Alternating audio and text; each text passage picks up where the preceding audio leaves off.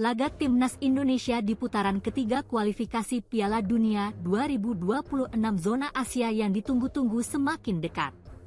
Round 3 kualifikasi Piala Dunia tahun 2026 ini bukanlah laga yang mudah bagi Indonesia.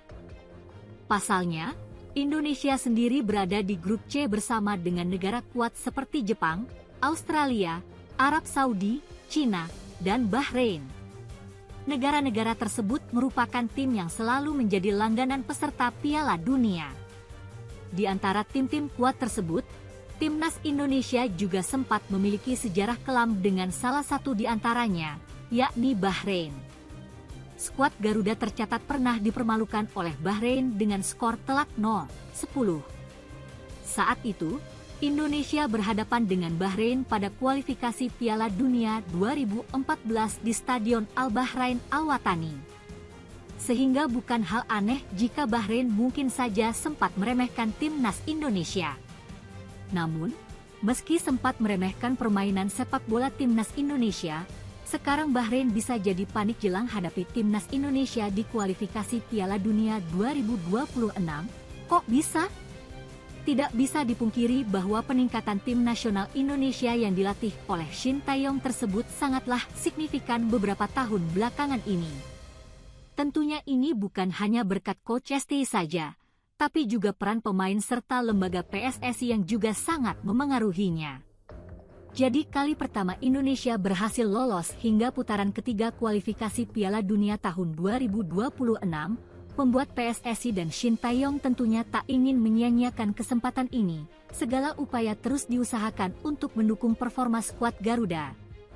Salah satu upaya PSSI dalam menaikkan kemungkinan tim Garuda lolos kualifikasi adalah dengan merekrut banyak pemain keturunan atau pemain naturalisasi. Bahkan saat ini hampir sebagian besar timnas Indonesia diisi oleh pemain keturunan yang berasal dari Eropa.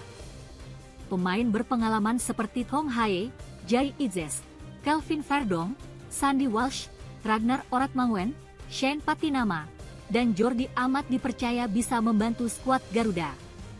Ditambah dengan pemain muda berpotensi seperti Rafael Stuik, Nathan Kui Aon, Justin Hubner, dan Ivar Jenner, bahkan para pemain grade A seperti Martin Paes, Ula Romeni, hingga Kevin Dix juga dikabarkan bakal ikut memperkuat timnas Indonesia di round 3. PSSI bahkan mengungkapkan jika mereka masih terus berusaha keras melakukan persiapan untuk round 3 termasuk menambah pemain naturalisasi, jadi bisa saja Indonesia datang dengan rencana kejutan di putaran ketiga kualifikasi Piala Dunia 2026 zona Asia. Melihat daftar pemain tersebut tentu membuat tim lawan kini menyoroti timnas Indonesia, termasuk Bahrain.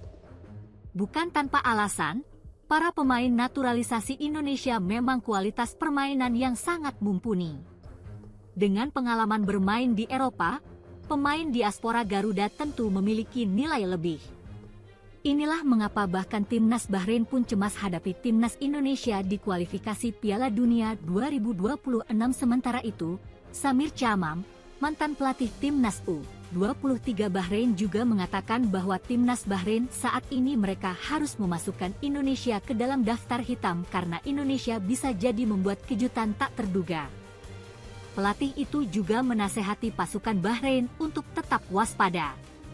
Di round ini semua pertandingan akan berlangsung pada level tertinggi, dan kita juga harus mendapat performa terbaik dari semua tim yang ada, ucap Samir Chamam.